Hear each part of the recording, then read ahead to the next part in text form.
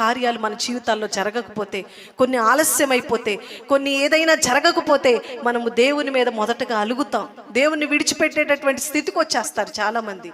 ఏమి జరిగినా, ఏమి ఉన్నా లేకపోయినా అన్నీ పోయిన. యోబు అంటున్నాడు, యెహోవా ఇచ్చెను, యెహోవా తీసుకొని పోయాను, నా ప్రాణం ఉన్నంత వరకు నా దేవుని నేను విడిచిపెట్టను.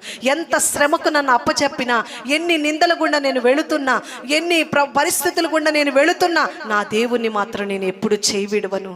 ఆయన నా చెయ్యి ఎప్పుడు విడవలేదు కాబట్టి ఆయన చెయ్యి నేను ఎప్పుడు విడవను.